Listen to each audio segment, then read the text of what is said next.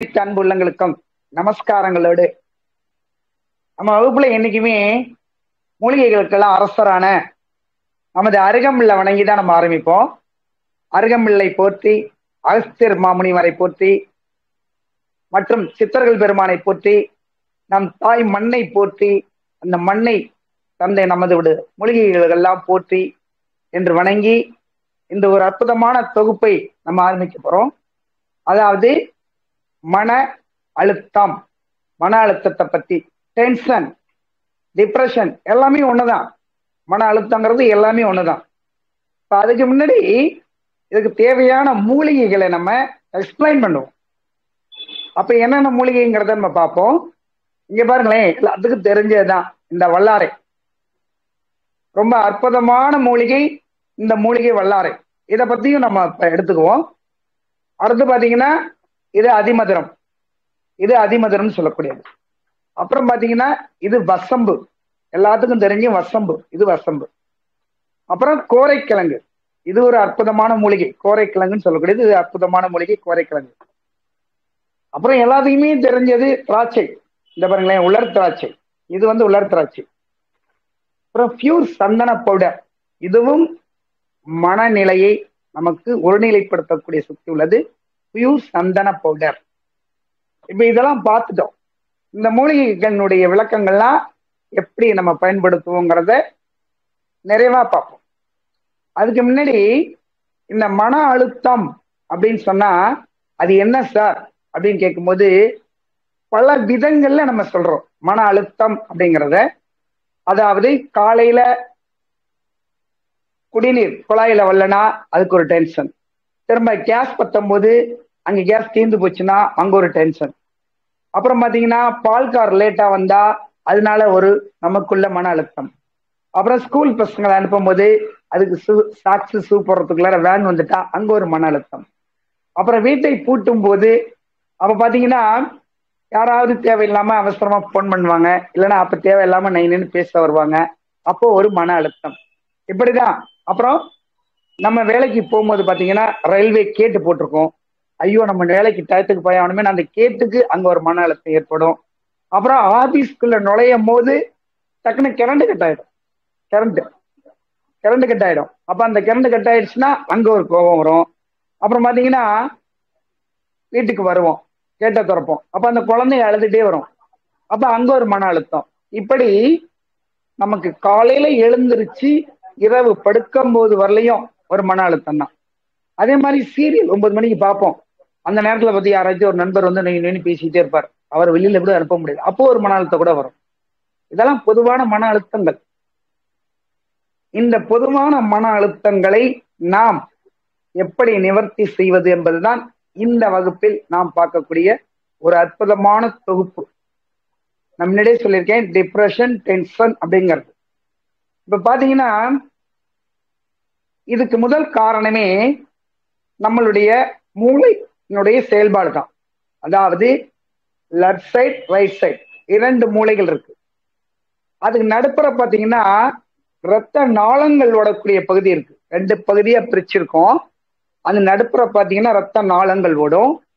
அப்புறம் பாத்தீங்கன்னா இந்த கழுத்து பகுதி, அப்புறம் ஸ்பைனல் கார்டு, இது எல்லாமே மூளை சம்பந்தப்பட்ட மன அழுத்தத்தை கொடுக்கக்கூடிய ஒரு விதமான பகுதிகள் தான்.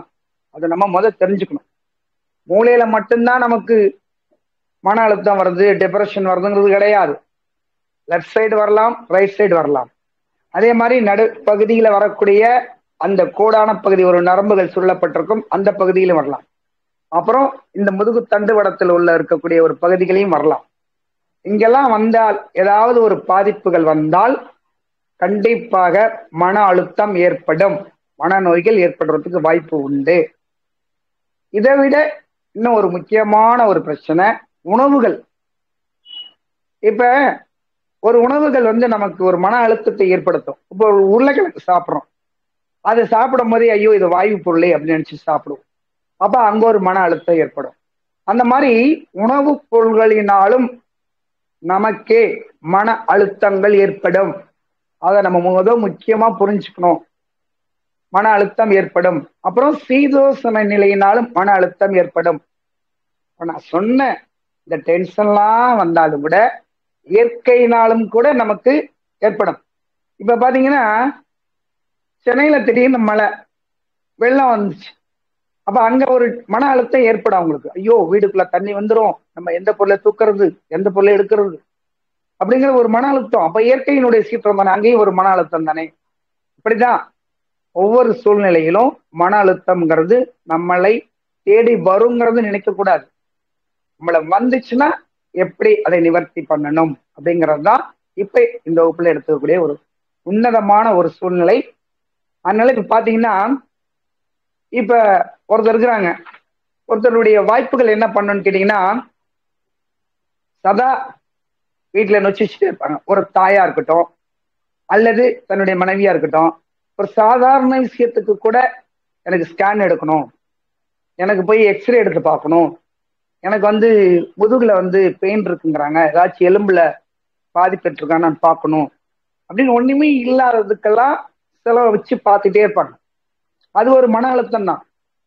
ஒண்ணுமே இருக்காது, அவங்க ஸ்கேன்ல பார்த்துட்டு கூட உங்களுக்கு ஒண்ணுமே இல்லைன்னு சொன்னா கூட நம்ப மாட்டாங்க. ஐயோ, இந்த டாக்டர் சொல்றது பொய், வேற டாக்டர்கிட்ட போய் பார்க்கலாம் அப்படின்னு சொல்லி அந்த மாதிரி மன அழுத்தம். இதுக்கெல்லாம் என்ன காரணம்னு கேட்டீங்கன்னா, அவங்க கூட இருக்கிறவங்க அவங்களே எந்த நிலையில கொண்டு வரணுங்கிறத முதல்ல புரிஞ்சுக்கிற தன்மை வேணும். இரண்டாவது, உணவு பழக்க வழக்கங்களை மாற்றணும். இப்படிதான் நம்ம அதை செய்ய போறோம். இப்ப ஒரு டாக்டர் இருக்கார், அந்த டாக்டர்கிட்ட போய் எனக்கு இந்த மன அழுத்த நோயே தீராதான்னா, நீங்க லீவ் எடுத்துக்கிட்டீங்கன்னா மன அழுத்த நோய் தீர்ந்து விடும்பார். லீவுனா என்ன? எந்த வேலையும் செய்யாம வீட்டுல உட்காந்துருந்தா அதான் லீவு. அப்படி உட்காந்துருக்க முடியுமா சொல்லுங்க? அப்ப நம்ம என்ன பண்றோம், ஒவ்வொரு இடத்துலயும் ஒவ்வொரு நிலையில நம்ம ஃபேஸ் பண்றதுக்கு தான் இந்த வாழ்க்கைங்கிற முறையை நம்ம கடைபிடிச்சிருக்கோம். அப்படி வாழ்க்கைங்கிற முறையை கடைபிடிக்கும் போது நமக்கு முக்கியமானது ஒரு நிலை என்ன பண்ணி கேட்டீங்கன்னா, உடல் நலம். அதை நம்ம முக்கியமா பார்த்துக்கணும். அப்ப ஒரு மருத்துவரின் கூற்றிப்படி டென்ஷன் மிகுந்த வாழ்க்கை உடல் நலத்தை மிகவும் பாதிக்குதுங்கிறார். அதாவது எதுக்கெடுத்தாலும் டென்ஷன் டென்ஷன் டென்ஷன். அதாவது இந்த டென்ஷனை 4 எழுத்து, நான்கு எழுத்து தான். ஆனா இது எவ்வளவு பாரமா நம்மளை தாக்குது பார்த்தீங்களா? இருக்கிறது 4 எழுத்து, ஆனா அது நம்மளை எவ்வளவு தாக்குது, எவ்வளவு பிரச்சனை உண்டு பண்ணுது பார்த்தீங்கன்னா. என்னென்ன பிரச்சனை உண்டு பண்ணுன்னு கேட்டீங்கன்னா, ரத்த அழுத்தம் அதிகரித்தல், இதய துடிப்பு அதிகரித்தல், நரம்பு தளர்ச்சி, கிட்னி பாதிப்பு, இந்த டென்ஷன்னால அல்சர், பசியின்மை, தூக்கமின்மை, தலைவலி, ஹார்ட் அட்டாக் போன்ற நோய்கள் அதிகமாக டென்ஷன் காரணமாக வருவதற்கு நிறைய வாய்ப்பு இருக்குன்னு மருத்துவர்கள் நமக்கு சொல்றாங்க. சித்த மருத்துவத்திலையும் இருக்கு. இது மாதிரிலாம் டென்ஷன் ஆகாதீங்க. ஒரு டென்ஷன் ஆனா அல்சர் வரும், கண்டிப்பா அல்சர் வரும். அப்புறம் டென்ஷனும் மனநலமும். அப்படின்னா டென்ஷனும் நம்மளுடைய மனமும் எப்படி இருக்கும் அப்படிங்கிறத பத்தி பார்ப்போம். டென்ஷனால் நமது உள்ளமும் மிகவும் பாதிப்படைகிறது. எப்பொழுதும் ஒரு திருப்தி இல்லாத மனநிலையிலே நம்ம வாழ்ந்துட்டு இருக்கோம். அப்ப கவலை, தவிப்புடன் இருப்பது, அப்புறம் போராடுதல், எளிதில் கோபம் கொள்ளுதல் ஆகியவெல்லாம் நம்ம டென்ஷனால் ஏற்படும் ஒரு விதமான நோய்கள் தான். அப்ப இந்த செயலும் டென்ஷனும் செயலும் எப்படி இருக்கும் அப்படின்னு நம்ம பார்க்கும்போது, டென்ஷன் அதிகமாக உள்ளோர் சாப்பிடும் முறை, தூக்க முறை ஆகியவற்றை பெரிதும் பாதிக்கப்படும். அதெல்லாம் புரிஞ்சுக்கங்க. இந்த டென்ஷன் அதிகமா இருக்கிறவங்களுக்கு சாப்பிடக்கூடிய முறையில் பாதிப்பு ஏற்படும், தூக்கத்திலும் பாதிப்பு ஏற்படும். அப்புறம் தொலைக்காட்சி, பத்திரிகை செய்திகள்லாம் விளம்பரங்களை பார்த்துட்டு டென்ஷனுக்காண்டி இதை சாப்பிடலாம், அதை சாப்பிடலாம் அப்படின்னு அதுலயும் ஒரு மன அழுத்தங்கள் ஏற்படும். ஒரு கோபத்தை குறைக்கிறதுக்கு இதை சாப்பிடுங்க, அதை சாப்பிடுங்கன்னு விளம்பரத்தை பார்த்துட்டு அதனாலையும் நமக்கு ஏற்படும். அப்புறம் நார்ச்சத்துள்ள பொருள்களை நம்ம அதிகமா சாப்பிடக்கூடாதுன்னு சொல்லுவாங்க. உருளைக்கிழங்கு நம்ம சொன்ன மாதிரிதான், அவங்களுக்கு இது ஒத்துக்கல அப்படிங்கும்போது ஐயோ ஒத்துக்காது எனக்கு வைக்கிறாங்களே அப்படின்னு நினைக்க கூடாது. ஏன்னாங்க, எனக்கு இந்த காய் ஒத்துக்காது, இதனால எனக்கு அலர்ஜி வரும்னா ஒத்துக்க வேண்டியது அவசியம் இல்லை. இப்போ ஒரு சில பேர்த்துக்கு பார்த்தீங்கன்னா மீன் ஒத்துக்காது, அலர்ஜி வரும், சாப்பிட்டோன்னா மேல அரிப்பு வரும், அப்ப மன அழுத்தத்தை ஏற்படுத்தும். அப்ப அதை நம்ம அவாய்ட் பண்றது நல்லது இல்லைங்களா? இப்படிதான். அப்ப இது இல்லாம இப்பதான் நிறைய நம்ம பார்த்துட்டு இருக்கோம், எங்க பார்த்தாலும் ஸ்மோக்கிங், அப்புறம் மது அருந்ததினால் பயங்கரமான டென்ஷன் ஏற்படும், பயங்கரமா கோபம் வரும். அந்த மது அருந்ததினால் நான் சொல்லக்கூடிய இந்த முதுகு தண்டு வடத்தினுடைய இந்த மூளை பகுதியினுடைய பகுதி தான் முக்கியமா பாதிக்கும். பெருமூளை பாதிக்காது, அது ஞாபகத்தை கொடுத்துட்டே இருக்கும் அவங்களுக்கு. ஆனால் மன அழுத்தத்தை அதிகம் தரக்கூடிய பகுதி இந்த பின்னாடி இருக்கக்கூடிய மூளைகள். அதெல்லாம் குழந்தைகள் என்ன பண்றோம், இப்படி தட்டாதீங்க, பின்னாடி முதுகு பக்கம் தட்டுங்க, இல்லைன்னா கால் கீழே தட்டுங்க அப்படின்னு சொல்றோம். உடனீல அடிக்காதீங்க அப்படின்னு சொல்றோம். உடலில் அடிக்கும் போது என்ன ஆகும், அந்த குழந்தைகளுக்கு மூளையினுடைய அதிர்வுகள் ஏற்படும். அப்ப இந்த மாதிரி ஒரு கெட்ட பழக்கங்கள் இருந்தால் அவர்கள் தங்களை தாங்களே காப்பாற்றிக் கொள்வதற்கு மதுவை நிப்பாட்ட வேண்டும், புகைப்பிடிப்பதை தவிர்க்க வேண்டும். இதெல்லாம் கொஞ்சம் கொஞ்சமா. உடனே எப்படி சார் நிப்பாட்ட முடியும் அப்படின்னு கேட்டீங்கன்னா, அதுக்கு நிறைய உதாரணங்கள் இருக்கு, நிறைய அதுக்கு வழிகள் இருக்கு. எப்படின்னு கேட்டீங்கன்னா, இந்த வழியில இருந்து நான் மீறணும்னு சொல்லிக்கிட்டே இருங்களேன். நான் மது போதையிலிருந்து மாற வேண்டும், மாற வேண்டும், மாற வேண்டும். உங்க நேர்தாமோ ஒரு நொடி கூட விடாம நீங்க பாட்டு சொல்லிக்கிட்டே இருங்களேன். உங்களுக்குள்ள இருக்கக்கூடிய அந்த மன அழுத்தம் அப்படியே ஃப்ரெஷ்ஷாக தானாக அது மாறிவிடும். எப்படி போச்சுன்னு உங்களுக்கே தெரியாது. எனக்கு இது மறுபடியும் வேண்டும் அப்படின்னு சொல்லி நினைச்சிட்டாலே அங்க உங்களை தோண்டி விட்டுரும். மறுபடியும் வேண்டும் வேண்டும் வேண்டும். ஆனா இதுக்கு நாளாகும். எனக்கு வேண்டாம் வேண்டாம், இதை தவிர்க்கணும் தவிர்க்கணும் சொல்றதுக்கு நாளாகும். ஆனா வேண்டும் என்பதை நாம் கேட்கும் போது உடனடியாக அது நமக்கு வேண்டுங்கிற அந்த மன அழுத்தத்தை கொடுக்கும், அந்த மன வேதனையை கொடுக்கும். அப்ப நம்ம என்ன பண்றோம், வாழ்க்கையிலையும் அப்படிதான். பாத்தீங்கன்னா துன்பங்கள் வந்தா அதை பத்தி நினைச்சுக்கிட்டே இருப்பாங்க, அது ஒரு மன அழுத்தம் தான். இன்பத்தை பத்தி நினைக்க மாட்டாங்க. அந்த துன்பத்தை அடுத்த நிமிஷம் விட்டுறணும். ஏன் துன்பம் வந்தோடனே இன்பம் வராதா? இன்பம் தாராளமாக இன்பம் வர்றதுக்கு வாய்ப்பு உண்டே. துன்பங்களுக்கு அப்புறம் இன்பம் வருமே. எப்படி சூரியனுக்கு அப்புறம் நிலவு, நிலவுக்கு அப்புறம் சூரியன், இப்படித்தானே மாறி மாறி வந்துட்டு அப்படிமா தாராளமா வரும். அப்ப நம்ம என்ன பண்றோம், எந்த நிலையிலும் ஒரு நொடி பொழுது கூட அடுத்த நிமிஷத்தை நாம் சிந்திக்க வேண்டும். அப்படிதான் நம்ம வாழ்ந்துட்டு இருக்கோம். புரியுதுங்களா? இப்ப அடுத்து பாத்தீங்கன்னா, இதே போல தன்னைத்தானே அறிந்து குறைகளை அகற்றி நிறைகளை வளர்த்துக் கொள்ளுதல், இப்ப நான் சொன்ன மாதிரிதான். அப்புறம் மனப்போராட்டத்திலிருந்து உண்மை நிலைகரித்து ஒழுது, அதாவது நல்ல உடல்நிலை, மனநிலை, மனவெழுச்சி, முதிர்ச்சி ஆகியவற்றை பெற்றிருத்தல். உடல் ஆரோக்கியமா இருந்தா மன அழுத்தம் வராது. நமக்கு தேவையான உணவு பற்றாக்குறையில் அல்லது உடல் தேவையான விட்டமின் கம்மியா இருந்தா மன அழுத்தம் கண்டிப்பா வரும். அதை நம்ம முதல் பார்க்கணும். அப்புறம் எதிரியின் பலம் தெரியாமல் எதிர்ந்து கொள்ள முடியாது. அது நண்பர்கள் டென்ஷனாக இருந்தாலும் சரி, அதாவது நம்மளுடைய எதிரியினுடைய பலம் என்னன்னு தெரியாம அவர்கிட்ட போய் மோதக்கூடாது. பலம் தெரிஞ்சாலும் மோதக்கூடாது. ஏன்னா அதனால நமக்கு தான் பாதிப்பு அதிகம். அங்கேயும் ஒரு மன அழுத்தம் ஏற்படும். இப்படிதான் ஒவ்வொருத்தரும் டென்ஷன், மென்டல் ஸ்ட்ரெஸ் அப்படின்னு சொல்லுவாங்க. அதாவது மன அழுத்தத்தினால் பல பிரச்சனைகளை நாம் சமாளிக்க வேண்டியிருக்கும் அப்படிங்கிறதுதான் இதுல உன்னதமான ஒரு செயல்பாடு. அப்புறம் பாத்தீங்கன்னா, நான் பேசும்போதெல்லாம் டே பற்றி தான் பேசுவோம். அதாவது டேனா டென்ஷன், திரு டே அப்படின்னு அதுக்கு சுருக்கமா சொல்றாங்களா. டென்ஷனை வந்து திரு டே, அது தெருங்கிற மொழியை வச்சு டே அப்படின்னு சொல்றாங்களா.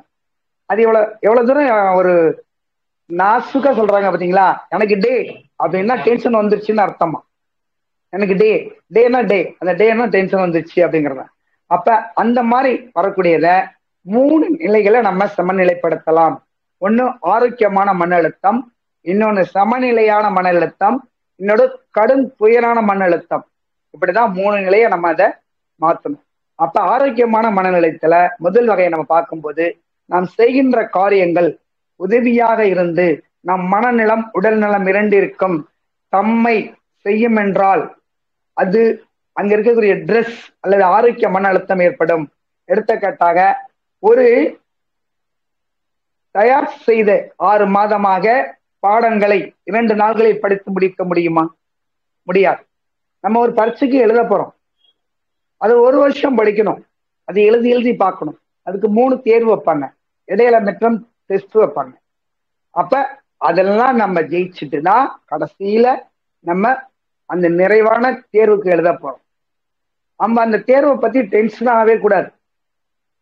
ஏன் டென்ஷன் ஆகக்கூடாது? நம்ம எல்லாமே பயின்றிருக்கோம், எழுதியிருக்கோம், படிச்சிருக்கோம். அப்ப ஏன் நம்ம அந்த பரீட்சைக்கு போய் பயப்படணும்? அதே மாதிரி தானே அந்த பரீட்சையும் வரப்போகுது. அங்க அந்த மன அழுத்தத்தை ஏற்படுத்தக்கூடாது. அங்க மன அழுத்தம் எப்படி தெரியுங்களா வரும்? நம்ம மார்க் கம்மியாகிட்டா வீட்டுல அப்பா திட்டுவாங்களே, உன் மார்க் கம்மி வாங்கிட்டோம்னா நம்ம நினைச்சது படிக்க முடியாதே அப்படின்னு நினைக்கவே கூடாது. அது நினைச்சாலே மார்க் கம்மியா வரும், நினைக்க கூடாது. அதுக்கு என்ன சார் பண்ணணும்? நீங்க எப்பவும் எழுதுற மாதிரி காலாண்டு தேர்வு எப்படி எழுதுங்க, அரையாண்டு தேர்வு எப்படிங்க, அதே மாதிரிதான் முன்னாண்டு தேர்வு, அதே மாதிரிதான் கேட்க போறாங்க. வேற ஒன்றும் புதுசா அவங்க கேட்க போறது இல்லை. அப்ப கேஷுவலா போய் நம்ம எழுதணும்னா நம்ம அதுல இருந்து ஜெயிச்சுட்டு வந்துடலாம். அப்ப தினசரி நம்ம அந்த மாதிரி ஒரு காலகட்டத்துல நம்ம வச்சுட்டோம்னு வச்சுங்களேன், நிச்சயமாக இப்போ உள்ள காலகட்டங்கள்ல பரீட்சையிலையும் சரி வாழ்க்கையிலையும் சரி ஈஸியா ஜெயிச்சுட்டு போயிட்டே இருக்கலாம். இப்படிதான் ஒவ்வொன்றையும் நம்ம எடுத்துக்காட்டா எடுத்துக்கணும். இப்ப அடுத்து பாத்தீங்கன்னா, இப்போது நான் எல்லாம் செய்வது சரியா இருக்கும் அப்படின்னு நினைச்சுக்கிறாங்க. எல்லாமே நம்ம செய்யறது சரியா இருக்கும், அதாவது நீங்க நினைப்பது முற்றிலும் சரி, அதாவது கடும் துயர் மன அழுத்தத்தை குறைத்தது, ஆரோக்கியமான மன அழுத்தத்தை வளர்க்க வேண்டும், அது மிக குறைந்த மன அழுத்தம் இல்லாமலும் அதிக மன அழுத்தம் இல்லாமலும் இருக்க வேண்டும். இப்படி செய்தால் நாம் செய்யும் செயல்கள் சிறப்பானதாக இருக்கும். இதான் நிறைவான இந்த இறுக்கமான நிலை. நாம் செய்யும் எந்த நிலத்திலும் மன அழுத்தம் ஏற்படக்கூடாது. இதை எப்படி செய்யணும், அதை எப்படி செய்யணும் அப்படின்னு திட்டம் வகுக்கணும். ஒரு திட்டமிடுதல்ங்கிறது மன அழுத்தத்திலிருந்து விடுபடுதல்ங்கிறது முக்கியமான ஒரு தத்துவம். இப்ப உதாரணத்துக்கு எடுத்துக்கோ, ஒரு பொண்ணுக்கு கல்யாணம் பண்ண போறோம், அதுக்கு நல்ல மாப்பிள்ளை பார்க்கணும், அந்த மாப்பிள்ளைக்கு தேவையான வசதிகள் என்னவோ அதையும் நம்ம பார்க்கணும், நம்ம பொண்ணு படிச்சதுக்கு அளவுக்கு மாப்பிள்ளை பார்க்கணும். அப்ப அந்த கல்யாணம்லாம் கூடி வரும்போது அங்கு உள்ள உணவு அதை பார்க்கணும். அப்புறம் பாமக்கள் ஏதாவது உறவுகள் அங்க ஏதாச்சும் பிரச்சனைகள் வருங்களா அதையும் நம்ம பார்க்கணும். இது எல்லாமே வரும் தான். இதுக்கு போய் நம்ம மன அழுத்தம் வரக்கூடாது. ஐயோ இந்த நேரத்துல பார்த்து இவங்க வந்து இப்படி சொல்லிட்டாங்களே, இந்த நேரத்துல பார்த்து மாப்பிள்ளைக்காரர் இப்படி எல்லாம் பேசுறாங்களே அப்படிலாம் நம்ம மன அழுத்தம் படக்கூடாது. அந்த இடத்துல நம்ம என்ன பண்றோம், அதற்கு என்ன தீர்வுங்கிறத நம்ம எடுத்துக்கிறோம். அதான் நம்ம மன அழுத்தத்திலிருந்து விடுபடக்கூடிய ஒரு உன்னதமான ஒரு செயல். எதுக்கு எடுத்தாலும் ஐயோ நான் அப்படி நினைச்சேன் இப்படி முடிஞ்சு போச்சு, இப்படி நினைச்சேன் அப்படி நடந்துச்சு அப்படிங்கெல்லாம் நினைக்கவே கூடாது. அதுவும் ஒரு நன்மைக்கே. அதற்கு என்ன தீர்வு அப்படிங்கறத அந்த மன அழுத்தத்துல இருந்து நம்ம எடுத்துட்டோம்னா அந்த தீர்வு உங்களுக்கு முன்னாடி வந்து நிற்கும். இதுக்கு இதான் தீர்வு அப்படிங்கறது முன்னாடி வந்து நிற்கும். திரும்ப திரும்ப பேசுனதே நம்ம திரும்ப திரும்ப ஐயோ மாப்பிள்ளை வீட்டுக்காரவங்க அப்படி பேசி விட்டாங்க, எங்க மாமங்காரர் வந்து எனக்கு மரியாதை கொடுக்கல இப்படி பேசி விட்டாரு, எங்க அக்கா வந்து கல்யாணத்துக்கு வரமாட்டேங்கன்னு சொல்லுது, எல்லாமே நடக்கும்தான். திருமணம்னு ஒண்ணு இருந்தா கலாட்டா இல்லாம இருக்கவே இருக்காது. அதுக்கு எல்லாத்துக்கும் நம்ம முதல் காரணமா தான் நிக்கிறோம். தகப்பனா இருக்கட்டும், தாயா இருக்கட்டும், அவங்களுடைய சகோதரர்களா இருக்கட்டும், அவங்கதான் அங்க முக்கியத்துவமான நிலை பெறுகிறாங்க. அப்ப அந்த முக்கியத்துவமான நிலை பெறும்போது அவங்களே கோவப்பட்டாலோ அல்லது டென்ஷன் ஆனாலோ என்ன ஆகும், அங்க இன்னும் பிரச்சனை அதிகமா தானே வரும். அப்ப என்ன பண்றோம், அந்த இடத்துல நம்ம ஒரு மனநிலையை சீர் செய்து கொள்ள எப்பவுமே நம்ம தயார் பண்ணி வச்சுக்கணும். அதே மாதிரிதான் பரீட்சையிலையும் இப்ப நான் சொன்னேன். அதே மாதிரிதான் இப்ப ஒரு டீச்சர் எடுத்துட்டீங்கன்னா அவங்களுக்கு தான் அதிகமா டிப்ரெஷன் மன அழுத்தம் அதிகமா வரும். அதுவும் பிரைவேட்ல இருக்க டீச்சர் பாத்தீங்கன்னா அதிகமா மன அழுத்தம் வரும். ஆனா கவர்மெண்ட்ல இருக்கிறவங்களுக்கு ஓரளவுக்கு வர்றதுக்கு நிறைய வாய்ப்புகள் இருக்கு, இல்லைன்னு சொல்லவும் முடியாது. இப்படிலாம் இருக்கும்போது நம்ம கவர்மெண்ட்டுக்கு போயிருக்கலாமே, நம்ம பிரைவேட்ல வேலை செய்யலாமே அந்த மன அழுத்தம் நினைக்க கூடாது. அந்த பள்ளிக்கூடத்துக்கு நம்மளுடைய கடமை என்ன, நம்ம என்ன செய்யணும், அப்ப நம்ம உழைப்புக்கு தகுந்த பலன் அங்க கொடுக்கணும், அவங்க பணத்துக்கு தகுந்த உழைப்பு நம்ம கொடுக்கணும் அப்படிங்கறத நினைச்சு நம்ம செயல்பட்டோம்னாவே அங்க மன அழுத்தம் வராதுங்க. அது என்ன பள்ளியா இருந்தாதான் என்ன, நமக்கு ஏதோ நமக்கு எடுத்தாலும் பிள்ளைங்க டென்ஷன் ஆகுது, பிள்ளைங்க கேட்க மாட்டேங்குது, பிள்ளைங்க அந்த பிள்ளை உங்களுக்கு இந்த பிள்ளைங்க அடிச்சுக்குது அப்படின்னு சொல்லிக்கிட்டே இருந்தாதான் நமக்கு மன அழுத்தம் அதிகமாகும். அப்ப நம்ம என்ன பண்ணணும், 10 பிள்ளைங்க படிக்கிற இடத்துல ஒரு பையன் வந்து அங்கே ஏதோ ஒரு மன அழுத்தத்தினால் பாதிக்கப்பட்ட உட்கார்ந்துருக்கலாம். அந்த குழந்தை என்ன பண்ணணும், ஒரு ஓரமா உட்கார வச்சு அவனுக்கு தனியான முறையில நம்ம வந்து ஒரு தகுதியான ஒரு முறையை கொடுத்தோம்னா அவன் அங்க உட்காந்து அதை பார்த்துக்கிட்டு இருப்பான். எல்லா பிள்ளையும் சேர்க்கும் போது தானே அவங்க அவங்களுக்குறான். ஏன்னு கேட்டீங்கன்னா இப்போ உள்ள காலகட்டத்துல இந்த வயிற்றுல இருக்கும் போதே ஆன்டிசன் பேபின்னு சொல்லிட்டு வரக்கூடிய பேபிலாம் நிறைய பேர் இருக்காங்க. மன அழுத்தம் அதெல்லாம் இப்ப நிறைய பேர் கண்டுபிடிச்சு ரிலீஸ் பண்ணிடுறாங்க. ஆன்டிசன் பேபின்னு சொல்லக்கூடிய தன்னுடைய மூளையினுடைய சரியான செயல்பாடு இல்லாத குழந்தைகள் நிறைய வந்துட்டு இருக்கு. இதுக்கெல்லாம் காரணம் என்ன, அது வயிற்றுல இருக்கும் போதே அவங்க ஏற்படுத்தக்கூடிய மன அழுத்தங்கள் தான், அந்த டிப்ரெஷன் தான், அவங்க வீட்டுக்குள்ள நடக்கக்கூடிய கணவன் மனைவிக்குள்ள ஒரு சண்டைகள் தான், அவங்க வீட்டுல மாமனார் மாமியாருக்குள்ள இருக்கக்கூடிய ஒரு விதமான ஒரு பிரச்சனைகளை உண்டு பண்ணிதான் அந்த குழந்தைக்கும் அந்த மாதிரி ஏற்படுறதுக்கு வாய்ப்பு உண்டு. ஆனா அத நம்மளுடைய வயிற்றுல கண்டுபிடிக்க முடியுமானா 90% கண்டுபிடிக்க முடியாது. வேற பகுதி என்ன பாதிக்கப்பட்டிருந்தா கண்டுபிடிச்சிடலாம். கை கால்கள் ஊனம்ன்றாலோ அல்லது மூளையினுடைய வளர்ச்சிகள் என்னாவோ கண்டுபிடிச்சிடலாம். ஆனா இந்த மாதிரி குழந்தைகளை ரொம்ப கண்டுபிடிக்கிறது ரொம்ப ரேர். திரும்ப அது குழந்தை பிறந்து 1 வருஷம் கழிச்சு வளரும் போதுதான் அந்த குழந்தைக்கு இந்த மாதிரி ஒரு ஆண்டிஷன், அதாவது இதுக்கு ஒரு மன அழுத்தமான ஒரு பிரச்சனை வந்துருது அப்படின்னு நம்ம கண்டுபிடிக்க முடியும். அப்ப பாருங்களேன், நம்மளுடைய வயிற்றுல இருக்கும் போதே மன அழுத்தத்தை நாம் குழந்தைகளுக்கு கொடுக்க கூடாது. அதனாலதான் என்ன பண்றாங்க, வயிற்றுல இருக்கும்போது ஒரு அடிபுடியான தகராறுகளை பார்க்க வேண்டாம், அல்லது ஏதாவது கொலை குற்றங்களான நிகழ்வுகளை டிவியில் வந்தால் பார்க்க கூடாது, அல்லது ஏதாவது வம்பு சண்டைகள் இருந்தால் அந்த இடத்துல நிற்க கூடாது. இது மாதிரி நிறைய மருத்துவர்கள் அவர்களுக்கு அறிவுரைகளை சொல்றாங்க. ஏன், அந்த குழந்தையினுடைய வளர்ச்சி நல்லா இருக்கணும். இதெல்லாம் அந்த வளர்ச்சியில இந்த தாய் பாதிக்கப்பட்டுச்சுன்னா கண்டிப்பா அந்த குழந்தையும் அது பாதிப்புகள் உள்ளாகும் என்பது உண்மைதான். அப்ப மன அழுத்தங்கிறது குழந்தைக்கே வருது பார்த்தீங்களா? பாருங்க, நம்மளுடைய வயிற்றுல இருக்க குழந்தைகளுக்கே அந்த மன அழுத்தம் வருது. அப்ப நம்ம என்ன பண்ணணும், மன அழுத்தங்கிறதுல இருந்து நம்ம ரிலீஃப் பண்ணிட்டு போயிட்டே இருக்கணும். இப்படிதான் நிறைய உதாரணங்கள் சொல்லலாம். ஒருத்தர் என்ன பண்ணாரா, ஒரு பாம்பு என்ன பண்ணிச்சுன்னா எல்லாரும் பயந்தாங்களாம், அது கொத்தும் கொத்தும் கொத்து நினைச்சிட்டே இருந்தாங்களாம். ஆனா அப்ப ஒரு முனிவர் வந்து என்ன பண்ணாராம், உன்னை எல்லாம் பார்த்து இப்படி பயப்படுறாங்களே கொத்தும் கொத்துன்னு, நான் உனக்கு வரம் தரேன், யாரையும் கொத்தாம இருன்னு மட்டும் சொல்லிட்டு போயிட்டாராம். அது யாரையும் கொத்தாம இருக்குங்கிற வரத்தை வாங்கணும்னு எல்லாரும் அதை அடிக்க ஆரம்பிச்சிட்டாங்க. திரும்ப முனிவர் வரும்போது கேட்டுச்சா, அதனுடைய காலம் கடந்து போகும்போது கேட்டுச்சான், என்னை கொத்தாம இருக்குன்னு சொல்லிட்டு போனீங்களே பாத்தீங்களா, அப்ப நான் எவ்வளவு அடி வைங்கிறேன். ஆனா அவர் என்ன சொன்னாராம், நான் உனக்கு கொத்த வேணான்னு தான் சொன்னேன், சீர வேணான்னு சொல்லலையே, நீ சீரி இருந்தா அவங்க பயந்துட்டு ஓடி இருப்பாங்களே அப்படின்னாங்க.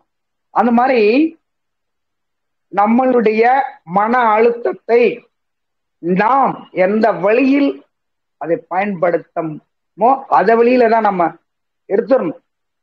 அதான் இப்ப நான் சொன்ன மாதிரிதான், மது பழக்கத்துக்கு வேணாம், அதை நிப்பாட்டணும்னா நிப்பாட்டிடுவோம்.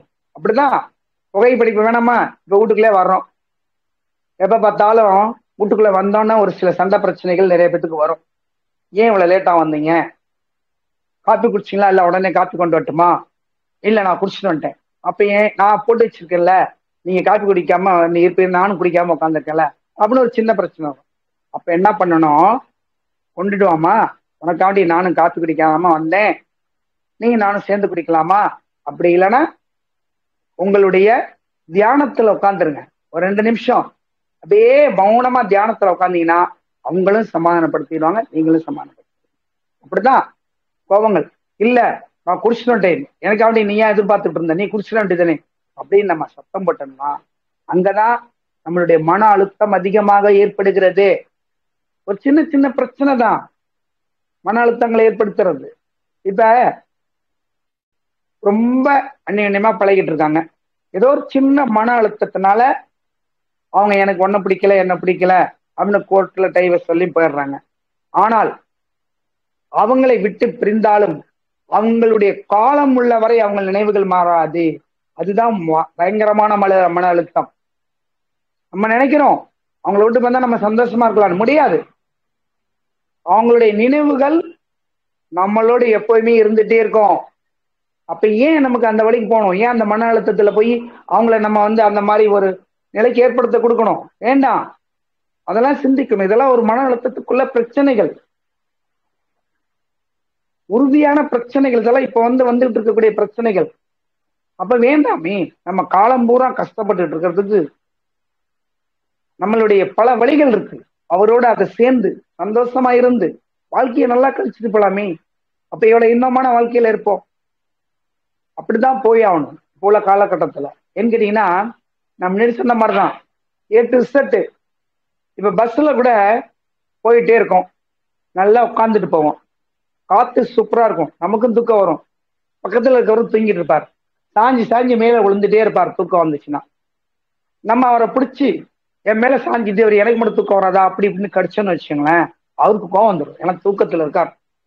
யாரு ஒருத்தர் தூக்கத்துல எழுப்பினாலும் கண்டிப்பாக அவங்களுக்கு கோபம் வந்தே ஆகும். அதுக்குதான் என்ன பண்றது, காலை எழுந்திருக்கும் போதோ அல்லது தூக்கத்தை விட்டு எழுந்திருக்கும் போதோ ஒரு 2 நிமிடம் 3 நிமிடம் அப்படி தியானத்துல உட்கார்ந்து மௌனமா நம்ம மனசுக்கு தேவையான ஒரு நிகழ்வுகளை என்ன ஒரு தியானிக்கிறீங்களோ அது தியானித்துட்டு எழுந்திருக்கணுங்கிறது. அப்ப என்ன பண்ணோம், நம்மளுடைய மூளை, நான் சொன்ன அந்த 5 பகுதி மூளைகளும் ஒருநிலைப்படுத்தி நம்மள கோபத்திலிருந்து மீட்டு கொண்டு வந்துரும். அப்படிதான். அப்ப அந்த பஸ்ல போனவரை நம்ம ஐயா சாரி நான் வேற சீட்ல போய் உட்காந்துக்கிறேன் நீங்க உட்காந்துங்கன்னு உட்காந்துட்டோம்னா பிரச்சனை இல்லையா. அல்லது எழுந்துச்சு கீழே போகும்போது ஐயா கோச்சுக்காதீங்க, நான் உங்க மேல தூங்கி விழுந்துட்டேன், கோச்சுக்காதீங்க, எனக்கு என்னமோ தெரியல தூக்கம் தானா வந்துருச்சு அப்படின்னு சொன்னோம்னா அது பிரச்சனை கிடையாது. அப்படிதான் அப்படிதான் நம்ம ஒவ்வொரு இடத்துலையும் நம்ம மன அழுத்தத்திலிருந்து விடுபட வேண்டும். மன அழுத்தங்கிறது லேசான விஷயம் கிடையாது, அதே சமயத்துல அது ஒரு நோயும் கிடையாது. மன அழுத்தங்கிறது எல்லாருமே நினைச்சுக்கிட்டு இருக்காங்க ஒரு நோய், இந்த நோய் தீரவே தீராது. கண்டிப்பா தீரும், தீராது எந்த நோயுமே கிடையவே கிடையாது. இப்பெல்லாம் நவீன மெத்தல் எத்தனையோ நோய்களுக்கு மருந்துகள் கண்டுபிடிச்சிச்சு. அதுலதான் 3 விதமா கண்டுபிடிக்கிறாங்க. அவங்களுக்கு கவுன்சிலிங் கொடுத்து குணப்படுத்தக்கூடிய ஒரு நிலை, ஒரு மாதத்திற்கு தேவையான மூலிகை மருத்துவங்கள் அல்லது வேற மருத்துவங்களை கொடுத்து குணப்படுத்தக்கூடிய நிலை, அல்லது அவங்களை ஒருநிலைப்படுத்தி அதாவது ஒரு இடத்துல வச்சு தேவையான பாதுகாப்பு கொடுத்து அவங்களை அந்த இடத்துல இருந்து, இப்ப இந்த இடத்துல இருக்கோம், இந்த வீட்டுல நிறைய பிரச்சனை வந்துட்டு இருக்கு, பக்கத்துல இருக்கவங்களால அடுத்த வீட்டுக்காரங்களால எப்படின்னு முடிந்தால் இருக்கலாம், இல்லையா ஒரு 6 மாதம் வெளியில சென்றுட்டு அப்புறம் திரும்ப அந்த ஒரு பிரச்சனையில நமக்கு தீர்ந்தோன்னா இங்க வந்துடலாம். இப்படிதான் மன இருக்க திரும்ப திரும்ப அவங்களால எனக்கு டிப்ரெஷன் ஆகுது, அவங்களால எனக்கு டென்ஷன் ஆகுது, அவங்களால எனக்கு இந்த தொல்லைகள் வருது அப்படின்னு நினைக்க கூடாது. ஏன் நம்ம நல்லா இருக்கணும், நம்ம குடும்பம் நல்லா இருக்கணும்னு நினைச்சா ஒரு 6 மாசம் ஒரு வெளியில ஒரு வாடகை வீடு எடுத்துட்டு கூட திரும்ப வந்து உட்காந்துக்கலாம். இதுக்காண்டி அவங்களுக்கு பயந்துகிட்டு நம்ம மூட்டை பூச்சி பண்ண முடியுமா, மூட்டை பூச்சிக்கு பயந்து நம்ம செய்ய முடியுமான்னா கிடையாது. எப்பவுமே சொல்லியிருக்காங்க மூட்டை பூச்சி எப்பவுமே கடிச்சுக்கிட்டே தான் இருக்கும், அது மாறவே மாறாது. அது குணம் அப்ப பக்கத்து வீட்டுக்காரங்க குணம் மாறுமா, மாறவே மாறாது. அப்ப நம்ம என்ன பண்றோம், இந்த சீட்ல மூட்டை பூச்சி கிடைக்கணும், நம்ம சீட்டை விட்டுக்கு மேல சீட்டுக்கு போயிடுவோம், இல்லையா வேற இடத்துக்கு போயிடுவோம், அவ்வளவுதான். இதாங்க மன அழுத்தத்திலிருந்து நம்ம ரிலீவ் பண்ணக்கூடிய ஒரு உண்மைதமான தத்துவம். இதை புரிஞ்சுக்கிட்டாவே நமக்கு ஏங்க கோபம் வருது, எதுங்க நம்ம டிப்ரெஷன் ஆகணும், தேவையே இல்லை. அதுதான் வாழ்க்கையினுடைய முதல் நெறியே. அப்ப ஒவ்வொன்றும் இப்படிதான் நம்ம வாழ்க்கையை நெறிப்படுத்தி கொண்டு போகக்கூடிய தத்துவங்களை நம்ம ஏற்படுத்திக்கணும், புரியுதுங்களா. அப்புறம் இதுக்கு நிறைய பயிற்சிகள்லாம் இருக்கு, மூச்சு பயிற்சி இருக்கு. இப்போ ஒண்ணும் இல்லை, எனக்கு ரொம்ப மன அழுத்தமா இருக்கு, நான் என்ன பண்றது அப்படின்னு சொன்னா, கண்ணை மூடிட்டு தியானத்துல உட்காந்துட்டு உங்களுக்கு இஷ்டமான ஒரு தெய்வத்தை நினைச்சு உங்க கண்ணு முன்னாடி வச்சுக்கோங்களேன், அந்த கோபம் அப்படியே குறைஞ்சு போயிடும். அல்லது ஒரு மிருகத்தை நினைச்சு வச்சுக்கோங்களேன், சாந்தமான மிருகத்தை, கோபமான மிருகத்தை வச்சிடாதீங்க, இன்னும் கோபத்தை தூண்டிடும். சிங்கம் மாதிரிலாம் வச்சுக்கினா கோபம் அதிகமா வரும். ஒரு மான் மாதிரி ஒரு மயில் மாதிரி மனசுல நினைச்சு அப்படியே அந்த இடத்துல நின்று உட்காந்துக்கோங்களேன், இந்த மயில் எவ்வளவு அழகா இருக்கு, இந்த மான் எப்படி புள்ளி புள்ளியா இருக்கு அப்படின்னு மனசுல நினைச்சிட்டு நீங்க உட்காந்துட்டீங்கன்னா ஒரு 2 நிமிடம் நீங்க அங்க உட்காருங்களேன், உங்க கோபத்துக்கும் உங்களுடைய மன அழுத்தத்துக்கும் உடனே அங்க ஒரு தீர்வு கிடைக்கும். இப்படிதான் நம்ம ஒவ்வொரு இடத்துலையும் நம்ம தியானத்துல, யோகா பயிற்சியில, உடல் பயிற்சியில, உணவு முறைப்பாடுகள்ல, இது எல்லாமே நமக்கு இந்த மன அழுத்தத்தை விரைவுபடுத்தக்கூடிய சக்தி உள்ளது. என்ன சார் சித்த மருத்துவம்னு சொல்லிட்டு இந்த மாதிரி ஒரு அட்வைஸ் எல்லாம் சொல்லிட்டு இருக்கீங்களேன்னு நினைக்காதீங்க. இந்த மன அழுத்தத்துக்கு முக்கியமாக கவுன்சிலிங், இது மாதிரி பகிர்ந்து கொள்வதுதான் முதல் மருந்தே. அதான் நான் இப்ப இந்த பகிர்ந்துகிட்டேன், முதல் மருந்தே இந்த கவுன்சிலிங் தான், பகிர்ந்து கொள்ளக்கூடிய நிகழ்வுதான்.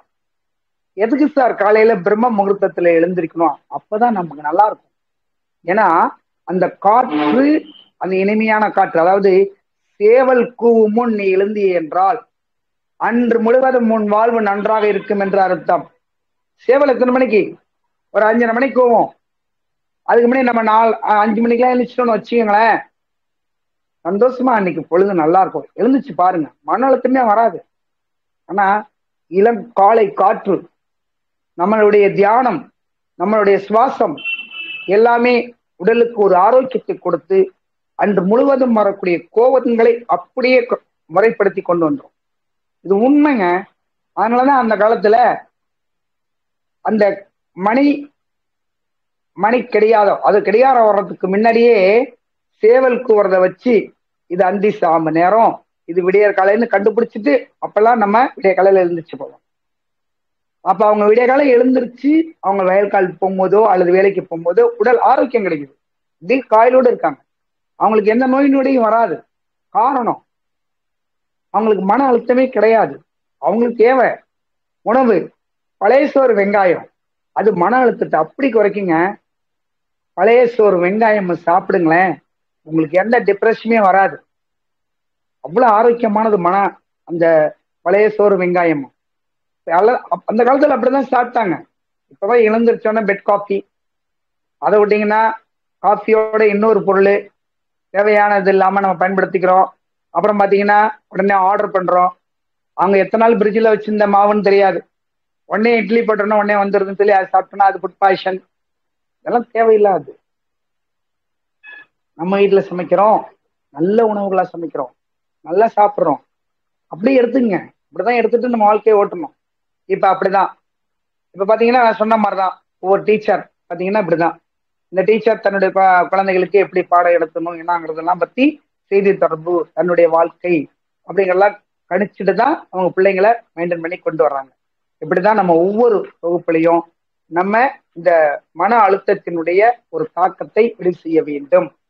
இப்படிதான் நம்ம மன அழுத்தத்தை கொஞ்சம் கொஞ்சமா மாத்திக்கிறதுக்கு நம்மளுடைய முயற்சி அவசியம் தேவை. எதுக்கு சார் நம்மளுடைய முயற்சி? அவங்க நம்மளை டென்ஷன் ஆக்குறாங்க, அவங்க நம்மளை அவ்வளவு கோவப்படுத்துறாங்க. அவங்கள்ட்ட போய் நம்ம முயற்சி பண்ணா எப்படி சார் நம்ம கோவம் இல்லாம இருக்க முடியும்? அங்கதாங்க நீங்க மைனஸ் ஆகுறீங்க, அங்கதான் நீங்க ஃபெயிலியர் ஆகுறீங்க. நம்மளை கோவப்படுத்தணும் தானே அவங்க அது மாதிரி பண்றாங்க. நம்மளை ஒரு மைண்ட் டிஸார்டர் ஆக்கணும், மன அழுத்தத்தை ஆக்கணும், நீ டிப்ரெஷன் ஆகணும் அப்படின்னு தானே அவங்க கோவமே படுத்துறாங்க. அவங்க செயலுக்கு நம்மளே போய் பணிஞ்சு இடம் கொடுத்துட்டோன்னு வச்சுக்கோங்களேன், அப்புறம் எப்படிங்க நம்ம வாழ முடியும்? சொல்லுங்க, எப்படி வாழ முடியும்? முடியாது. அப்ப நம்ம என்ன பண்றோம், அவங்க எதனால நம்மள கோபத்தை தூண்டுறாங்க, அந்த கோபம் அவங்களுக்கு எதனால வருது, பல விதங்கள்ல வரலாம்.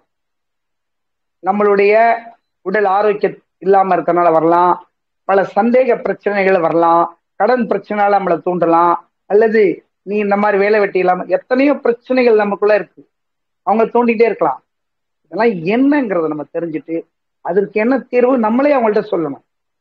எனக்கு ஆரோக்கியம் கொஞ்சம் கம்மியா இருக்கு, உடல்நிலை சரியில்லை, நான் இந்த மாதிரி வேலைக்கு போவேன், கண்டிப்பா நான் குழந்தை கொடுப்பேன் அப்படிங்கிறது மனசாந்தமா அவங்களுடைய குணத்துக்கு தகுந்த மாதிரி நம்ம சொன்னோம்னா கண்டிப்பாக நமக்கு அவங்க டிப்ரெஷன் எத்தனை ஏற்படுத்தினாலும் மன அழுத்தம் வரவே வராது. கண்டிப்பா வராது, இது உறுதி கூட. ஏன்னா நம்மளை உணர்ந்துட்டோம். சரி, அவங்க சொல்றதுல ஒரு உண்மை இருக்கு, நம்ம கொஞ்சம் பொறுமையா போவோம்.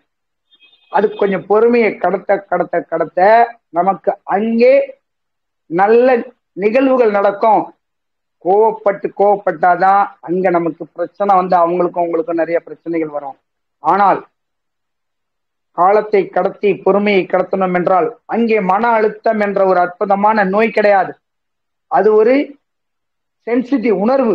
மன அழுத்தங்கிறது உணர்வு, அங்கே விடுபட்டு விடும். நோய்ங்கிறது இப்ப வந்துச்சு பாத்தீங்களா, அது மாதிரிதான். இதெல்லாம் ஒரு நோய் கிடையாது, எல்லாத்துக்குமே மன அழுத்தம் இருக்கு. இல்லாதவங்க யாருமே கிடையாது, குழந்தைகள் முத கொண்டு. அது பசிக்கும் போது அழுகும், அது மன அழுத்தம் நம்ம நினைக்க முடியுமா? உடனே அழுகுதுன்னு நம்ம பால் கொடுக்கணும், அப்ப அது ரிலீஃப் ஆயிடுது. இனியா கத்துற அப்படின்னு நம்ம சொல்ல முடியாது. அப்ப பிறக்கிற குழந்தைகள் நம்முடைய முக்தி நிலை வரலையும் மன அழுத்தம் இருக்கும். அதற்குத்தான் ஒவ்வொரு தீர்வுகளும் இருக்கு. அதுக்கு என்ன சார் மருந்துகள் இருக்கு? இருக்குங்க, அருமையான மருந்துகள் இருக்கு. அந்த மருந்துகள் தான் இப்ப நான் உங்களுக்கு எக்ஸ்பிளைன் பண்ண போறேன். என்னன்னு கேட்டீங்கன்னா, கோரைக்கிழங்கு. இந்த கோரைக்கிழங்கு நல்லா தூள் பண்ணி வச்சுங்க. இல்லைன்னா கோரைக்கிழங்கு பொடின்னு கடையில கிடைக்கும், வாங்கிக்க. கோரைக்கிழங்கு பொடி. அப்புறம் பாத்தீங்கன்னா இது அதிமதுர பொடி, அதிமதுரம். இது அதிமதுரம். அப்புறம் மஞ்சள், மஞ்சள் எடுத்து வச்சுங்க, மஞ்சள். அப்புறம் தண்ணீர் விட்டான் கிழங்குன்னு கேளுங்க, நல்லா எழுதி வச்சுங்க. இது அற்புதமான மூலிகை மருந்து. கோரைக்கிழங்கு, விராலி மஞ்சள், உருண்டை மஞ்சள் எடுத்துக்கூடாது, விராலி மஞ்சள், அதிமதுரம், அதிமதுரம் கொடுத்துருக்கேன். அப்புறம் தண்ணீர் விட்டான் கிழங்கு, தண்ணீர் விட்டான் கிழங்கு. அப்புறம் முழுமையான சந்தனம், இது பியூர் சந்தனம். இதெல்லாம் எடுத்துட்டு இது எல்லாமே ஒரு 4 கிராம் வாரத்துக்கு 3 முறை நல்லா தண்ணியில போட்டு, ஒரு 200 மில்லி தண்ணியில போட்டு ஒரு 50 மில்லி தண்ணி வர்ற அளவுக்கு நல்லா காய்ச்சிடுங்க. நல்லா காய்ச்சி அதை வடிகட்டி அது ஒரு சூடு குடிக்கிற பதமா இருக்கும்போது வாரத்துல 3 நாள் சாப்பிட்டு பாருங்களேன், உங்களுக்கு எந்த கோவமே வராது. அப்படியாப்பட்ட அருமையான மருந்து. நான் சொன்ன அந்த 5 மூலிகையும், கோரைக்கிழங்கு எல்லாமே 4 கிராம் ஒவ்வொரு துண்டு எடுத்துட்டா போதும், அல்லது அது பொடியா கிடைக்கும், 2 ஸ்பூன் 1 ஸ்பூன் எடுத்துட்டா போதும். கோரைக்கிழங்கு, இது பாருங்க, கோரைக்கிழங்கு, மஞ்சள், அதிமதுரம், தண்ணீர் விட்டான் கிழங்கு, பியூர் சந்தனம். இதை மட்டும் நீங்க எடுத்துக்கிட்டீங்கனாலே போதும். அப்படி ஒரு மனநிலையை உங்களை ஒருநிலைப்படுத்தி கொண்டு வரக்கூடிய அற்புதமான மூலிகை. அப்புறம் இன்னொரு அற்புதமான மருந்து இருக்கு. அந்த மருந்து என்னன்னு கேட்டீங்கன்னா, அமுக்கரா சூரணம்னு கேட்டா கிடைக்கும், இல்லைன்னா அமுக்கரா கிழங்குன்னு கேட்டாலும் கிடைக்கும். இதை வாங்கிட்டு வாங்க. அமுக்கரா சூரணம் எல்லா கடையிலையும் கிடைக்கும். இதை இரவுல பால்ல தேன் அல்லது பனக்கல் கண்டு கொஞ்சம் போட்டு இந்த அமுக்கரா சூரணத்தை கொஞ்சோண்டு, அதாவது ஒரு 2 ஸ்பூன் போட்டு நல்லா கொதிக்க வச்சு இரவு நேரத்துல படுக்கும்போது சாப்பிட்டுட்டு படுங்களேன், அப்படி அற்புதமா தூக்கம் வரும். அதே சமயத்துல மன அழுத்தமும் குறையும், ஞாபக சக்தி கூட கிடைக்கும். அதே மாதிரி இரவு முழுவதும் நமக்கு எந்த விதமான ஒரு மனசுல அழுத்தம் இல்லாத ஒரு தூக்கம் வரும். அப்படியாப்பட்டது இந்த அமுக்கரா சூரணம். இது எப்படி சார் எடுத்துக்கணும்? வாரம் 3 முறை எடுத்துங்க. அல்லது உங்களுக்கு ஒத்துக்கம் நல்லா இருக்குன்னா எல்லாரும் குடிக்கலாம். 5 வயதுக்கு மேற்பட்ட குழந்தைகள் எல்லாத்துக்குமே கொடுக்கலாம் அமுக்கரா சூரணம். அமுக்கரா சூரணம் லேகியமும் கிடைக்குது, சூரணமும் கிடைக்குது, நீங்க அதை எடுத்துக்கலாம். அப்புறம் இது மாதிரிதான் வாரத்துல 3 முறை அல்லது தினமும் கூட எடுத்துட்டு கொஞ்ச நாளைக்கு அப்புறம் நிப்பாட்டிட்டு அப்புறம் கொஞ்ச நாள் இப்படி கூட எடுத்துக்கலாம். இதை விட இன்னொரு முக்கியமான மருந்து, இரவு நேரத்தில் டிப்ரெஷன் ஆகி மன அழுத்தம் அதிகமா இருக்கிறவங்க தயவு செய்து வசம்பு பொடி நைட்டு கொஞ்சம் படிச்சுட்டு படுங்க. வசம்பு இது ரொம்ப ரொம்ப அற்புதமானது. வசம்பு எல்லாத்துக்கும் தெரியும், அது பேர் சொல்லக்கூடாதுன்னு சொல்லுவாங்க. வசம்பு அப்படியாப்பட்ட ஒரு மருந்து. சும்மா ஒரு 2 படி பால்ல போட்டு ஒரு 2 சிட்டிகை, அதை 3 சிட்டிகை போட்டு, ரொம்ப போடாதீங்க, 2 சிட்டிகை 3 சிட்டிகை அந்த வசம்பு போட்டு நைட்ல குடிச்சிட்டு படுங்களேன், தூக்கம் அப்படி வரும். சார் அதுலயும் நாங்க குடிச்சு தூக்கம் இல்லைன்னா ஒண்ணுமே இல்லை, நம்ம சாப்பிட்ற கசகசா எடுத்து சாப்பிடுங்க, மன அழுத்தத்தை கேட்கும். மென்னு அப்படியே தின்னு ஒரு டம்ளர் பால் குடிச்சு படுத்துருங்க. இந்த மாதிரி படுத்தீங்கன்னாவே உங்களுக்கு மன அழுத்தம், தூக்கம் வந்துச்சுனாவே மன அழுத்தம் வரவே வராதுங்க யாருக்குமே. தூக்கம் தாங்க மெயின் பிரச்சனையே. தூக்கம் இல்லைனாவே இன்னைக்கு மற்ற நாள் காலையில எந்த வேலையும் செய்ய முடியாது, எல்லாமே கோவமா வந்துட்டு இருக்கும். ஏன்னா மூளைக்கு இரவு நேரத்தில் கண்டிப்பாக ஓய்வு தேவைப்படும். அதனாலதான் இரவு பகல் என்றே நமக்கு வகுத்து வைத்து வந்து போயிருக்காங்க இந்த உலகத்தினுடைய நீதி. அதுதான் நம்ம பகல்ல செய்யற வேலை, இரவு செய்யற வேலையும் கிடையாது. இரவு நேரத்துல தூங்குறது கண்டிப்பா வேணும். இப்ப சிட்டுப்படி பாக்குறாங்க, அவங்க அந்த நேரத்துல தூங்கிக்கலாம். அந்த நேரத்தை டைம் பாஸ் பண்ணி அந்த நேரத்துல அவங்க தகுந்த மாதிரி தூங்கிக்கிட்டாங்கன்னா அந்த மூளைக்கு தேவையான ஓய்வு கிடைச்சிக்கும். ரைட். இப்ப வசம்பு நம்ம எடுத்துக்கிட்டோம், அதாவது அது அந்த பால்ல இந்த இந்த இது போடும்போது இந்த நான் சொன்ன பாத்தீங்களா, இந்த அமுகரா சூரணம் போடும்போது வசம்பு பண்ணுமா வேணாம், ஏதாச்சும் ஒண்ணு மட்டும் எடுத்துங்க. வசம்பு தனியா எடுத்துங்க, இல்லை அமுகரா சூரணத்தை எடுத்துங்க, ரெண்டையும் ஒண்ணா மிக்ஸ் பண்ணாதீங்க. வசம்பு ரொம்ப ரொம்ப முக்கியமானது, அது எல்லா குணங்களுக்கும் முக்கியமானது. அவ்வளவு நோய் எதிர்ப்பு சக்தியை கொடுக்கக்கூடியது, மன அழுத்தத்தை நிவர்த்தி செய்யக்கூடியது, தூக்கத்தை கொடுக்கக்கூடியது. அப்படியே உரைச்சி குழந்தைகளுக்கு கொடுப்பாங்க. வசம்ப உரைச்சி, இப்படி வசம்பு இருக்குல்ல, அப்படி உரைச்சி குழந்தைகளுக்கு கொடுப்பாங்க. அவ்வளவு சக்தி, ஞாபக சக்தி வரும் அந்த வசம்புக்கு. அப்படிதான். அப்புறமேட்டுக்கு எல்லாத்துக்கும் தெரிஞ்சதுதான், ஆனா அதை பயன்படுத்த ரொம்ப பேர் அதை தடை பண்றோம், பயன்படுத்தவும் மாட்டேங்கிறோம். என்னன்னு கேட்டீங்கன்னா, இந்த பாருங்களேன், உலர்திராட்சை. இது இரவு நேரத்துல பால்ல, தேன் கலந்த பால்ல கொஞ்சம் போட்டு நல்லா கொதிக்க வச்சு ஒரு 1/2 டம்ளர் பாலை குடிச்சிட்டு படுங்களேன், உங்களுக்கு எந்த நோயுமே வராதுங்க. அவ்வளவு அற்புதமானதுங்க அந்த உலர்திராட்சையில இருக்க வைட்டமின், அயன், போலிக் ஆசிட். அது பெண்கள்லாம் அதிகமா சாப்பிடலாம், இந்த தேனும் அந்த உலர்திராட்சையும். அப்ப இதுல இந்த அம்கராசுரணம் வசம்லாம் தேவையில்லை, இது மட்டுமே போதும். எது மட்டும்? அந்த திராட்சை மட்டுமே போதும். திராட்சைனால் தூக்கம் வருமா? இயற்கையா தூங்குறவங்களுக்கு திராட்சை மட்டும் போதும். எனக்கு மன அழுத்தத்தினால் தூக்கம் அல்லை, ஒரு சில டென்ஷன், அதாவது நீரிழிவுக்காரவங்களுக்கு ஒரு சில பேர் தூக்கம் வராது, ப்ரெஷர்காரவங்களுக்கு தூக்கம் வராது, அவங்கெல்லாம் என்ன சொல்றோம், இந்த மாதிரி வசம்பு 2 படி எடுத்து போட்டுங்க, ஒரு 2 சிட்டிகை 3 சிட்டிகை போட்டு ஆத்தி கொடுங்க. அப்ப இவங்களுக்கெல்லாம் தேன் ஊத்துனா சர்க்கரை ஏறுமே. 1 ஸ்பூன் தேன் ஊத்துறதுல எந்த விதமான சர்க்கரையும் ஏறவே ஏறாது. அதிகமா சர்க்கரை, அதாவது பனக்கல்கண்டு போட்டால் சுகர் ஏறும், தேன் 1 ஸ்பூன் போடுறது சர்க்கரை கண்டிப்பா ஏறாது. தேன் அதிகமா சர்க்கரை அதிகப்படுத்தாது. அப்ப அவங்க இந்த வசம்பு அதிகப்படுத்தாது. அப்ப நம்ம 1 சிட்டிகை போட்டு நம்ம அதை குடிக்கலாம். இப்படித்தான் ஒவ்வொரு சித்த மூலிகைக்கும் நம்ம எடுத்துக்கிறோம். இதுக்கெல்லாம் ஞாபக சக்திக்கும் நம்மளுடைய மன அழுத்தத்தை குறைக்கிறதுக்கோ எப்படி ஒவ்வொரு கீரைக்கும் ஒவ்வொரு பலன் உண்டு. இப்ப பாத்தீங்கன்னா, வெந்தயக்கீரை எடுத்துக்கிறோம். வெந்தயக்கீரை எடுத்துட்டோம்னா நமக்கு நீரிழிவு நோயை குணப்படுத்துது. அப்புறம் அரைக்கீரை எடுத்துக்கிட்டோம்னா அதுல இரும்பு சத்து, அதாவது வைட்டமின் அதிகமா இருக்கு. அப்புறம் இந்த மாதிரி சிறுகீரை எடுத்துக்கிட்டோம்னா அதுல ஒரு வைட்டமின் இருக்கு.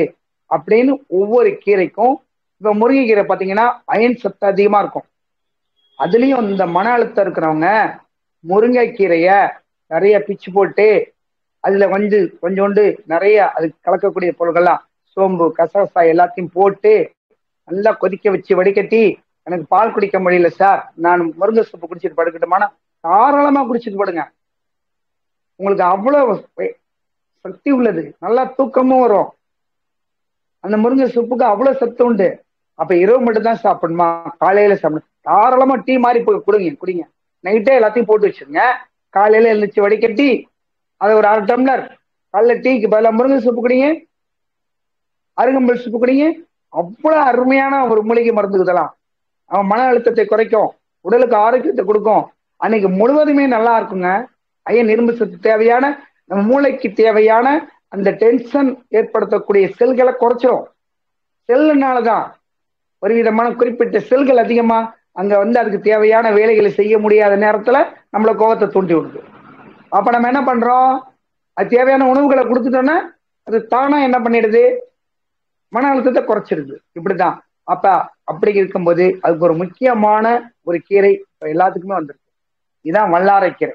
எல்லாத்துக்குமே தெரியும் இந்த வல்லாரை, எல்லா கடைகள்லயும் கிடைக்கும். இது இங்க பாருங்களேன், கொடியாதான் ஓடும். இந்த வல்லாரை என்ன பண்ணலாம், நம்ம வீட்டுக்குள்ளார இடம் இருக்கிறவங்க அந்த வேரை மட்டும் பிரிச்சு வச்சுட்டாலே நிறைய படர்ந்துடும். அந்த வாரத்துல 2 நாளைக்கு எடுத்து நிறைய பருப்பு போட்டு தேங்காய்லாம் போட்டு நல்லா வதக்கி, அல்லது தோசையில கொஞ்சம் பிச்சு பிச்சு போட்டு நல்லா எடுத்து நம்ம சாப்பிடலாம். வாரத்துல 3 நாளைக்கு சாப்பிட்டோம்னாவே, குழந்தைகள் கொடுத்தோம்னாவே அவ்வளவு ஞாபக சக்தி கிடைக்கும். வல்லாரைன்னா அவ்வளவு சக்தி உண்டு. அதுதான் ஒவ்வொரு மூலிகைக்கும், ஒவ்வொரு கீரைக்கும், ஒவ்வொரு மூலிகையினுடைய தத்துவங்களை நம்ம பகிர்ந்துட்டு இருக்கோம். இந்த இயற்கை நமக்கு கொடுத்த ஒவ்வொரு தத்துவங்களுக்கும் அத்தனை மூலிகைகளும் நமக்கு தேவையான ஒரு உணவு தான் கொடுத்துட்டு இருக்கு, ஒரு உடல் ஆரோக்கியத்தை கொடுக்குது. இப்ப நான் சொன்ன மாதிரிதான் வல்லாரை, நான் சொன்ன பார்த்தீங்கன்னா வல்லாரை. அதே மாதிரி ஆலைக்கீரை, அது ஒரு வகுப்புல நான் கொடுத்துருக்கேன். ஆலைக்கீரைலாம் ஞாபக சக்திக்கு அவ்வளோ அருமையான மருந்து, மன அழுத்தத்தை கிடைக்கக்கூடியது. அவையார் சொன்னார், ஓரடி பந்தலடின்னு சொன்ன மாதிரி ஆலைக்கீரை இப்படி ஒண்ணுதான் நீட்டிக்கிட்டு இருக்கும், இப்படிதான் ஒரு மாதிரிதான் நீட்டு இருக்கும். இந்த மாதிரி அதை சுத்தியிலும் 4 இலை இருக்கும், அதான் ஆலைக்கீரைங்கிறது. 4 இலை. அந்த ஆலைக்கீரையை சாப்பிட்டோம்னா இன்னும் மன அழுத்தம் ரொம்ப ரொம்ப குறையும். ஆலைக்கீரைக்கு அவ்வளவு அம்சமான ஒரு சக்தி உண்டு. ஆலைக்கினுடைய சக்தி. அப்போ ஒவ்வொன்றையும் நம்ம இப்படி எடுத்துக்கிட்டோம்னாவே நம்ம வாழ்க்கையில மன அழுத்தங்கிறது உணவு பழக்கங்களினாலும் வராது. நம்மளுடைய உடல் பயிற்சிகள் எடுக்கும்போது அதுல இருந்து நம்ம மன அழுத்தத்திலிருந்து விடுபடலாம். அதை விட முக்கியமா தியானத்துல இருந்து எடுத்துப்படும் போது ரொம்ப ரொம்ப அற்புதமா எடுக்கலாம். அதை விட ஆன்மீகத்துல போகும்போது இன்னும் மன அழுத்தம் ரொம்ப ரொம்ப நம்ம விட்டு போயிடும். ஆன்மீகத்துல போகும்போது ஒரு ஆலயத்துக்கு போனீங்கன்னா அமைதியா இருப்பாங்க. ஒரு சத்தம் கூட அங்கே போகும்போது ஒரு போர்டே போட்டிருப்பாங்க, இங்கே அமைதி காக்கப்பட வேண்டும் அப்படின்னு. அப்ப அமைதியா இருந்துட்டோம்னாவே அங்க நம்ம மன அழுத்தம் நம்மளை விட்டு தானா போயிடும். அங்க இருக்க வைப்ரேஷன், அங்க இருக்க சூழ்நிலை, அங்க இயற்கை காற்று, அங்குள்ள மரங்களினுடைய ஆரோக்கியமான சுகாதார காற்று, இது எல்லாமே நம்மளுடைய மூளையினுடைய அழுத்தத்தை அப்படியே குறைச்சி நம்ம ஆலயத்திலிருந்து வெளியில வரும்போது ஏதோ ஒரு புத்துணர்ச்சி மாதிரி வருவோம். நம்ம ஏதோ ஒரு புது மனிதன் மாதிரி ஆரோக்கியமா உள்ளேருந்து வெளியே வருவோம். நம்ம இவ்வளவு கோபமா உள்ள போனோம், இவ்வளவு டென்ஷனா வந்து போனோம், இந்த சாமிக்கு கண்ணே தெரியலையா, இந்த சாமி நம்மளை இவ்வளவு துன்பப்படுத்துதே, நம்மளை இவ்வளவு மன அழுத்தத்தை ஏற்படுத்துதே, நமக்கெல்லாம் இவ்வளவு துன்பத்தை கொடுக்குதேன்னு நினைச்சுக்கிட்டு உள்ள போனோம். ஆனா உள்ள போய் அங்க இருக்கிற அமைதியினாலையும், அங்க இருக்கக்கூடிய ஆரோக்கியத்தினாலையும், அங்க இருக்கக்கூடிய ஒரு சுகாதாரத்தினாலையும் நம்ம எல்லாத்தையும் பார்த்துட்டு வெளியில வரும்போது அவ்வளவு ஒரு மகிழ்ச்சியா நம்ம வெளியில வரும். காரணம், அந்த ஆலயத்துல இருக்கக்கூடிய நறுமணங்கள் கூட, ஒரு பொங்கல் வைத்தால் நறுமணம், மிளகு பொங்கல் வைத்தால் அங்க பாத்தீங்கன்னா இன்னும் அங்க கொடுக்கக்கூடிய பிரசாதங்கள்ல நறுமணம், அங்க போடக்கூடிய பூக்கள்ல நறுமணம், இது எல்லாமே நம்மளோட ஆரோக்கியத்தை கொடுக்கக்கூடிய சக்தி படைத்தது. இந்த நறுமணங்களே நம்மளுடைய மன அழுத்தத்தை குறைக்கக்கூடிய சக்தி 100% உண்டு. அப்ப ஆலயங்களுக்கு போயிட்டு வரும்போதும் நம்ம மன அழுத்தத்திலிருந்து விடுபடலாம், உறுதியாக விடுபடலாம். அப்ப தினமும் நம்ம ஆலயத்துக்கு போயிட்டே வந்துட்டு இருக்கணுமா? கிடையாது. உங்களுடைய நட்சத்திர நாள்ல போங்க, அல்லது உங்களுக்கு தேவைப்படும் போது வேலை இல்லாத நேரத்துல கொஞ்சம் ஓய்வா இருக்க நேரத்துல ஆலயத்துக்கு போய் அங்க ஒரு தரிசனம் பண்ணிட்டு வாங்க. எதுக்கு? இயற்கையான சூழ்நிலையில இந்த லீவ்ல, மே மாச லீவ்ல ஊட்டிக்கு போயிட்டு வரலாம், அல்லது கேரளா சுற்றுலா போயிட்டு வரலாம், கொடைக்கானல் போயிட்டு வரலாம். ஏன்?